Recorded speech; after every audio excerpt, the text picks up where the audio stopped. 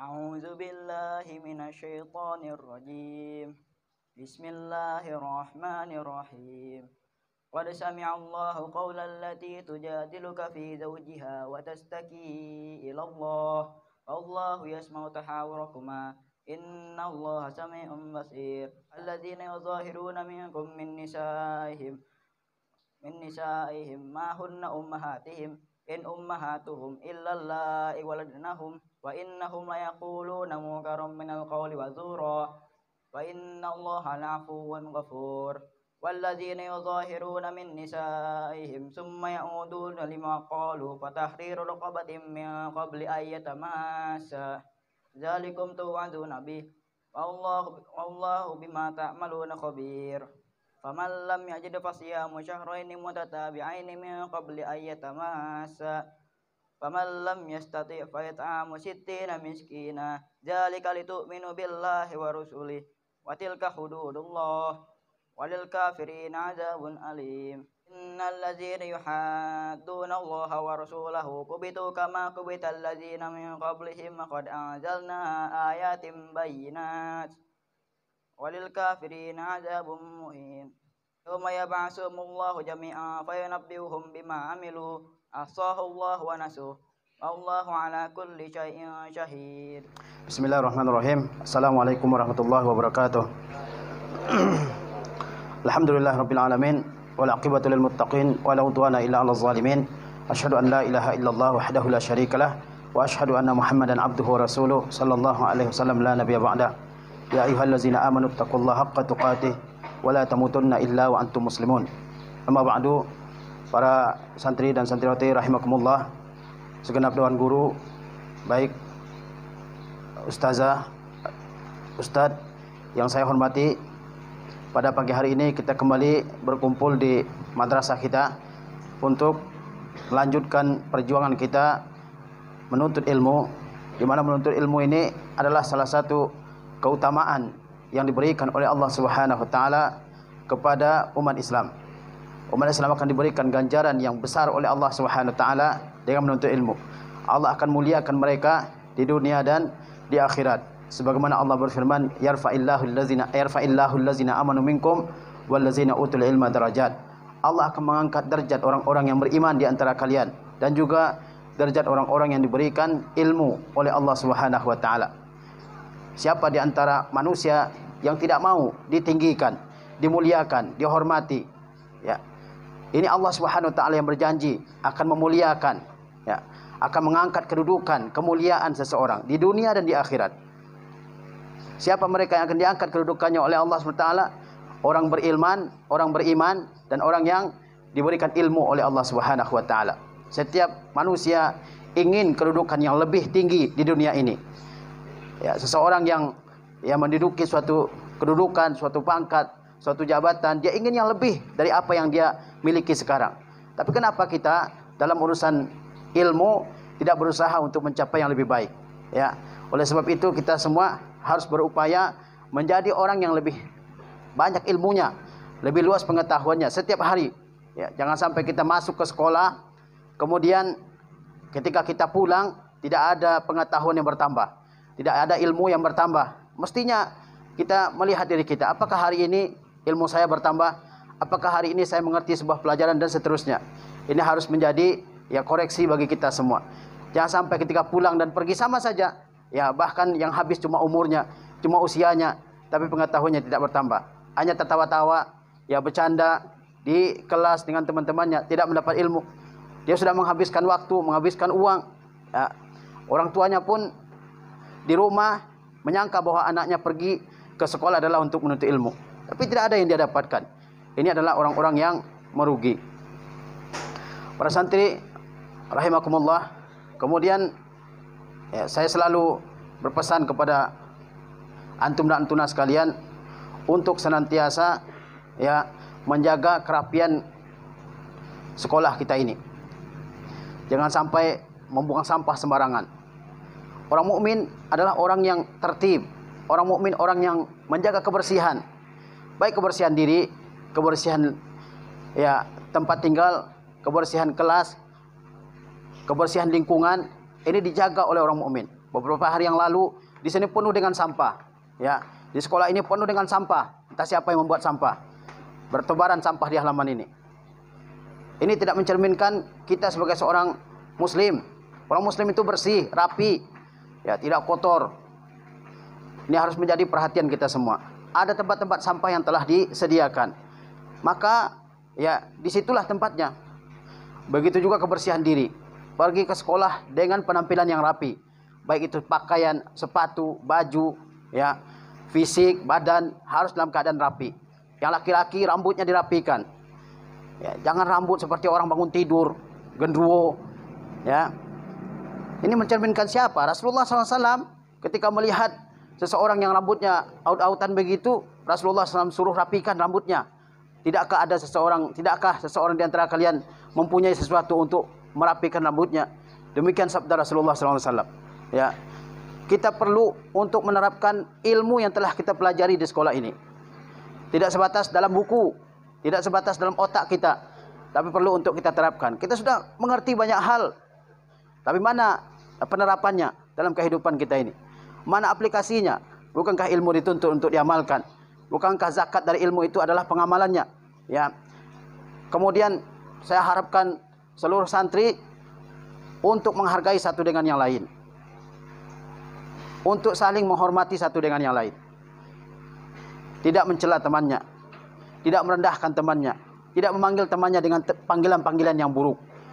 Ini adab seorang muslim. Sebagaimana kita ketika dipanggil oleh orang dengan panggilan yang baik, kita senang. Dan ketika dipanggil dengan panggilan yang buruk, dimaki-maki, itu adalah suatu penghinaan. Demikian pula orang lain, sama saja. Ya, apa yang dirasakan oleh kita juga dirasakan oleh orang lain. Maka harus menghormati orang lain kalau kita ingin dihormati. Kalau kita ingin dimuliakan orang, hormati dan muliakan orang lain. Itu suatu hal yang saya kira sudah jelas dalam kehidupan kita. Ya, jangan merasa orang lain perlu menghormati saya, tapi saya tidak. Ya, tidak. Hidup ini adalah saling menghormati, ya, saling menghargai satu dengan yang lain. Bukan merasa yang paling hebat, yang paling ya jago, yang paling kuat. Taib. Ini beberapa hal yang perlu saya sampaikan dalam kesempatan pagi ini. Kemudian berkenaan dengan apel tausiah yang akan saya sampaikan adalah masih terkait dengan fadailut tauhid, keutamaan bertauhid. Bertauhid artinya kita beribadah hanya kepada Allah Subhanahu wa taala. Ibadah apapun, baik ibadah hati, ibadah lisan, ibadah ucapan, semuanya kita persembahkan hanya kepada Allah Subhanahu wa taala. Pada pertemuan yang sebelumnya kita sudah bicarakan beberapa keutamaan tauhid. Karena dia merupakan ibadah yang teragung dalam Islam, maka keutamaannya pun sangat banyak disebutkan dalam Al-Qur'anul Karim dan dalam hadis-hadis Rasulullah sallallahu alaihi wasallam. Beberapa di antaranya sudah saya sampaikan pada apel tausiah pekan yang lalu. Sekarang kita lihat beberapa keutamaan yang lain, di mana Rasulullah SAW menjelaskan di dalam hadis-hadis tersebut ya bentuk-bentuk keutamaan orang-orang yang bertauhid, orang-orang yang mengesahkan Allah Subhanahu wa taala dalam setiap ibadah yang mereka lakukan. Di antaranya bahwa tauhid la ilaha illallah Muhammadur Rasulullah dia merupakan rukun pertama dari rukun-rukun Islam. Kita mengetahui bahwa rukun Islam ada 5. Ya, syahadah, kesaksian bahwa tidak ada Tuhan yang hak selain Allah dan bahwasanya Muhammad itu utusan Allah SWT. Kemudian ya menegakkan salat, membayarkan zakat, berhaji bagi orang yang mampu mengerjakannya dan berpuasa pada bulan Ramadan. Ini adalah rukun Islam. Kita semua menghafalnya, mengetahuinya. Kata Rasulullah SAW, Bunyal Islamu ala khamsin. Islam dibangun di atas 5 pilar, 5 tiang. Syahadati an la ilaha illallah wa anna Muhammadar Rasulullah. Kesaksian bahwa tidak ada Tuhan yang hak selain Allah SWT, dan bahwa sesungguhnya Muhammad itu utusan Allah SWT. Wa iqamis salah, dan menegakkan salat. Wa ita'iz zakah, mengeluarkan zakat. Wa hijjil baiti in istata'a ilaihi sabila, dan melakukan haji ke Baitullah jika dia sanggup melakukan perjalanan ke sana. Wa shaumi Ramadan, dan berpuasa pada bulan Ramadan. Dalam hadis yang mulia ini Rasulullah SAW menyebutkan bahwa kesaksian tidak ada Tuhan yang hak selain Allah dan kesaksian bahwasanya Muhammad itu utusan Allah, ini adalah rukun pertama. Rukun artinya pilar, tiang. Kamu bayangkan, apakah bisa sebuah bangunan bisa tegak, bisa kokoh tanpa ada tiang? Tidak bisa. Ya, tidak bisa. Bangunan apapun jika tidak ada tiangnya, dia tidak akan bisa berdiri. Dia tidak akan bisa berdiri. Kalau tiangnya kurang, maka bangunan tersebut bisa rubuh.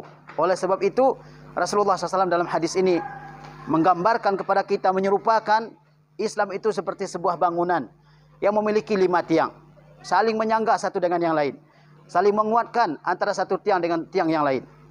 Tiang-tiang tersebut disebut dengan arkanul Islam, rukun-rukun Islam. Di mana kalau tiangnya tidak ada, maka Islam ini tidak akan bisa berdiri. Tidak akan ada pada diri seseorang. Apa tiang tersebut? Yang pertama adalah kesaksian, keyakinan, ya, i'tiqad yang kuat dalam hati, yang tidak bisa digoyahkan oleh apapun, bahwa tidak ada Tuhan yang hak selain Allah Subhanahu wa taala. Syahadati an la ilaha illallah, kesaksian, ya, keyakinan, keimanan dalam hati seseorang bahwasanya tidak ada Tuhan yang hak, tidak ada Tuhan yang benar, tidak ada sembahan yang benar selain Allah Subhanahu wa taala.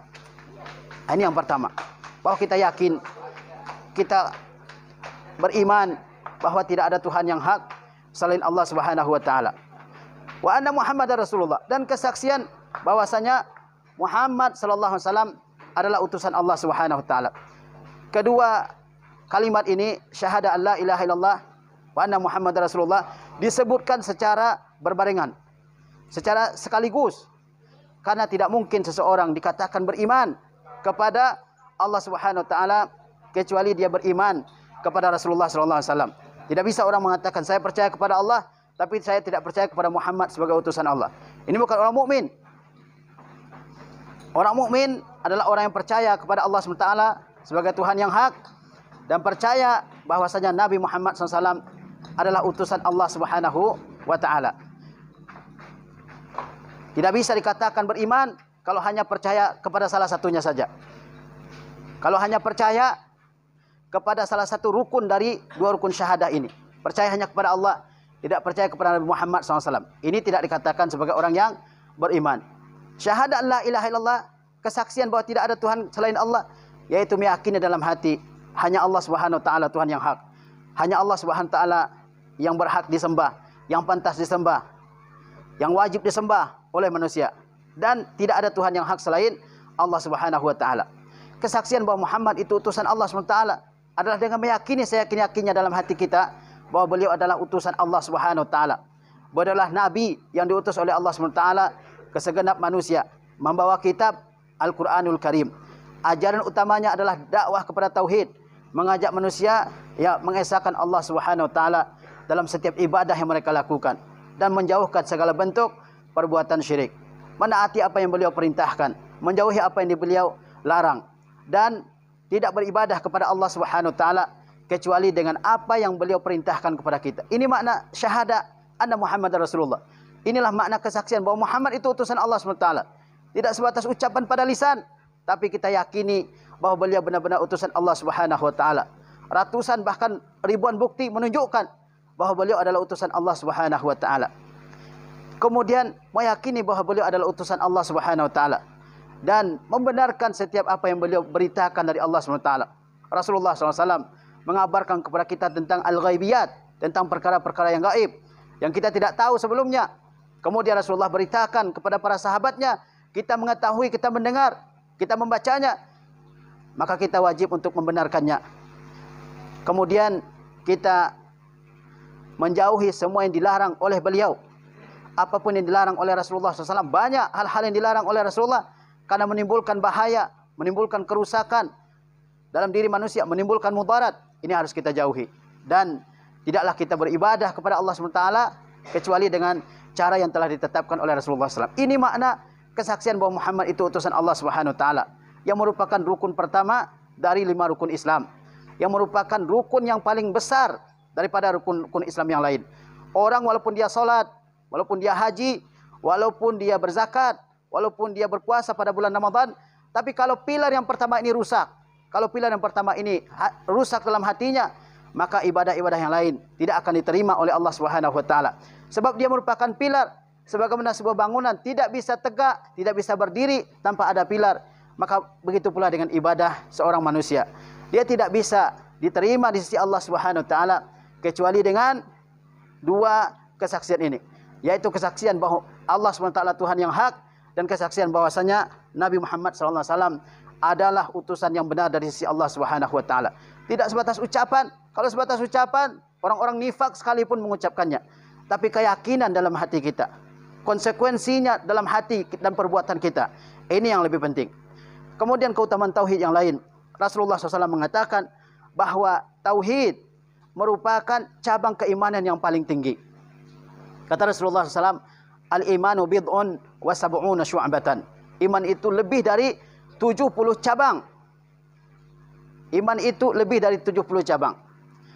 Maksudnya ibadah-ibadah, amal-amal saleh yang merupakan bagian dari keimanan lebih dari 70 cabang. Kata Rasulullah SAW. Dalam riwayat yang lain dikatakan 60 cabang lebih. Ya. Apa yang paling tinggi? Dia memiliki cabang-cabang. Apa cabang keimanan yang paling tinggi? Yaitu qaulu la ilaha illallah. Ucapan la ilaha illallah. Ini merupakan cabang keimanan yang paling tinggi. Kemudian wa adnaha imatatul adza anit tariq. Yang paling kecil dari cabang keimanan itu adalah menyingkirkan segala gangguan dari jalan. Wal haya'u syu'batun minal iman. Dan rasa malu termasuk salah satu cabang dari keimanan. Dalam hadis ini Rasulullah SAW mengatakan al-iman bid'un wa sab'una syu'batan. Kita sebagai ahlu sunnah meyakini bahwa iman itu i'tiqad bil qalbi, i'tiqad keyakinan yang sangat kuat dalam hati. Kemudian qaulun bil lisan, ucapan dengan lisan, yaitu kesaksian tidak ada Tuhan yang hak selain Allah, kesaksian bahwa Muhammad itu utusan Allah Subhanahu wa taala, wal amalu bil arkan, dan ada amal dengan anggota tubuh kita. Iman itu terdiri dari 3 bagian itu. Ada keyakinan dalam hati seseorang bahwa Tuhan yang hak hanya Allah Subhanahu wa taala. Kemudian dia ucapkan, yang dia ucapkan dengan lisannya apa? Yaitu 2 kalimat syahadat. Tidak sembarang orang mengucapkan 2 kalimat syahadat. Dia harus tahu konsekuensinya. Oleh sebab itu, kufaru Quraisy, orang-orang kafir dari kalangan Quraisy, di mana Rasulullah SAW berdakwah di tengah-tengah mereka selama 13 tahun di Makkah, mereka tidak mau mengucapkan kalimat ini. Mereka tidak mau mengucapkan la ilaha illallah Muhammad Rasulullah. Mereka tidak mau mengucapkan kalimat ini. Berbeda dengan orang-orang yang melakukan perbuatan syirik pada zaman sekarang. Zikirnya la ilaha illallah, tapi perbuatannya menyekutukan Allah Subhanahu wa taala. Kafir Quraisy di zaman Rasulullah SAW, mereka tahu makna kalimat ini. Mereka tahu konsekuensi dari mengucapkan la ilaha illallah ini. Ketika orang mengucapkan la ilaha illallah, maka dia menafikan segala Tuhan-Tuhan selain Allah Subhanahu wa taala, dan dia menetapkan, meyakini dalam hatinya bahwa Tuhan yang hak hanya Allah Subhanahu wa taala. Karena itu mereka tidak mau mengucapkan la ilaha illallah. Orang munafik di Madinah, mereka mengucapkan la ilaha illallah ini, tapi pada lisan saja, tidak pada hati. Orang beriman, mereka meyakini kebenaran kalimat ini. Kemudian mereka mengucapkannya dengan lisannya, tidak sebatas lisan seperti orang munafik, tapi dalam hati ada keyakinan dan diucapkan dengan lisan. Kemudian mereka membuktikan ucapan tersebut dengan ibadah yang mereka lakukan. Nah, inilah orang beriman. Ada i'tiqad dalam hatinya, ada syahadah, kesaksian dalam lisannya bahwa Tuhan yang hak hanya Allah SWT, dan dia buktikan dengan perbuatannya, dengan amal ibadahnya. Itu merupakan makna keimanan menurut ahlu sunnah wal jamaah. Ahlu sunnah juga meyakini bahwa iman itu bisa bertambah dan bisa berkurang. Al-imanu yazidu bitta'ah wa yanqusu bil ma'siyah. Iman itu bisa bertambah dengan ketaatan. Semakin besar ketaatan seseorang, maka semakin besar, makin kuat imannya kepada Allah SWT. Tapi semakin banyak maksiatnya, maka imannya semakin lemah. Ya, maka imannya semakin mengecil, semakin drastis pengurangannya. Oleh sebab itu seorang mukmin harus bertambah terus keimanannya kepada Allah Subhanahu wa taala dengan melakukan amal-amal yang saleh. Jangan biarkan amal kita berkurang. Orang stres kalau uangnya berkurang, orang stres kalau jatahnya dikurangi. Tapi kenapa orang-orang tidak stres ketika imannya berkurang dengan melakukan berbagai maksiat, dan dikhawatirkan seseorang meninggal ketika imannya berkurang. Al-Imam Ibnul Jauzi rahimahullah, beliau mengatakan, "Unzur ila halikal an." Lihatlah keadaan sekarang, keadaan kamu sekarang ini. Apakah kamu pantas mati dalam keadaan yang kamu berada sekarang di atasnya? Kalau kita sekarang dalam keadaan baik, dalam keadaan beriman, beribadah kepada Allah Subhanahu wa taala, famut alaiha, maka matilah di atasnya. Itulah kematian yang baik. Tapi kalau ternyata kita sekarang ini banyak melakukan maksiat, banyak melakukan dosa, yang kita sendiri merasa kita tidak pantas mati di atas keadaan tersebut, fatub ilallah, maka bertaubatlah kita kepada Allah Subhanahu wa taala. Bahwasanya iman bercabang-cabang. Tapi ada yang paling besar cabangnya, ibarat sebuah pohon. Ada cabangnya yang paling besar. Apa itu? La ilaha illallah. Kesaksian bahwa tidak ada Tuhan yang hak selain Allah. Ini cabang iman yang paling besar. Ya. Yang setiap kita harus memilikinya. Kemudian ada cabangnya yang paling kecil, yaitu menyingkirkan segala gangguan dari jalan. Orang mukmin adalah orang yang baik. Al-muslim man salimal muslimun min lisanihi wa yadihi. Orang muslim adalah orang-orang muslim yang orang-orang muslim yang lain selamat dari kejahatan lisan dan tangannya. Dia tidak menyakiti orang lain, dia tidak mengganggu orang lain. Bahkan dia berupaya menghindarkan orang mukmin yang lain dari segala bentuk gangguan. Bayangkan kata Rasulullah SAW, di antara cabang keimanan adalah menyingkirkan segala yang mengganggu orang mukmin dari jalan. Ya. Apa contohnya? Ada duri atau ranting kayu atau botol atau apa saja yang mungkin bisa mengganggu orang yang sedang lewat, disingkirkan dari jalan. Ini adalah cabang keimanan. Ini adalah cabang keimanan. Ya. Salah satu cabang dari cabang-cabang iman. Bisakah kita melakukannya? Ya. Bisakah kita melakukan hal seperti itu? Dengan menyingkirkan segala yang mengganggu orang lain, ya, dengan menjauhkan segala yang berpotensi untuk merusak, menjatuhkan orang lain. Ya. Apalagi yang lebih besar dari itu? Banyak. Ya, ada ibadah-ibadah yang dikerjakan dengan hati kita, seperti tawakal, raja, berharap hanya kepada Allah SWT, takut kepada Allah Subhanahu wa taala dan sebagainya. Ada ibadah yang dilakukan dengan lisan, seperti zikir, membaca Al-Quran, dan sebagainya. Ada ibadah yang dikerjakan dengan anggota tubuh, seperti mengerjakan sholat, mengerjakan puasa, mengerjakan haji, dan sebagainya. Ini semuanya termasuk dalam cabang-cabang keimanan. Tetapi yang paling utama adalah kesaksian bahwasanya Allah itu Tuhan yang hak, dan Muhammad adalah utusan Allah Subhanahu wa taala yang hak. Ibadah apapun tidak akan diterima oleh Allah, kecuali dengan adanya cabang keimanan yang paling besar ini. Ada iman kepada Allah Subhanahu wa taala. Ada iman bahwasanya Muhammad itu utusan Allah Subhanahu wa taala. Sebanyak apapun ibadah seseorang, tidak akan diterima oleh Allah Subhanahu wa taala tanpa ada cabang keimanan yang paling besar ini. Kemudian kata Rasulullah, wal haya'u syu'batun minal iman. Dan malu termasuk cabang dari iman. Orang mukmin adalah orang yang memiliki rasa malu. Ya. Malu kepada Allah Subhanahu wa taala dan malu kepada makhluk Allah Subhanahu wa taala. Apa makna malu kepada Allah SWT? Ulama mengatakan bahwa malu kepada Allah SWT itu maksudnya adalah jangan sampai Allah SWT melihat kita melakukan apa yang dilarang oleh Allah SWT. Dan jangan sampai Allah SWT melihat kita tidak melakukan apa yang diperintahkan oleh Allah SWT. Jangan sampai Allah SWT melihat kita melakukan apa yang dilarang. Dan jangan sampai Allah SWT melihat kita tidak mengerjakan apa yang diperintahkan oleh Allah SWT. Ini malu. Inilah hakikatul haya. Malu yang sebenarnya. Kita berupaya mengerjakan apa yang Allah perintahkan. Dan berupaya meninggalkan apa yang dilarang oleh Allah Subhanahu wa taala. Dan harus jadi keyakinan dalam diri kita bahwa apapun yang Allah perintahkan itu kebaikan di dunia dan di akhirat. Apapun yang dilarang oleh Allah SWT itu pasti membawa mudarat, membawa keburukan, kerusakan, kebinasaan dalam kehidupan kita di dunia maupun di akhirat. Tidaklah terjadi sebuah bencana, sebuah kerusakan dalam kehidupan manusia kecuali karena maksiatnya kepada Allah Subhanahu wa taala, apapun bentuknya. Ya. Terjadi karena maksiat kepada Allah Subhanahu wa taala. Adapun malu kepada manusia, yaitu kita berupaya menahan diri kita dari melakukan sesuatu yang tidak pantas kita lakukan di depan orang. Ini malu kepada manusia. Orang mukmin adalah orang yang memiliki rasa malu. Oleh sebab itu kata Rasulullah SAW, al-haya'u wal imanu qurina jami'a. rasa malu dan iman itu disertakan keduanya. Orang beriman adalah orang punya rasa malu. Ya. Disertakan keduanya.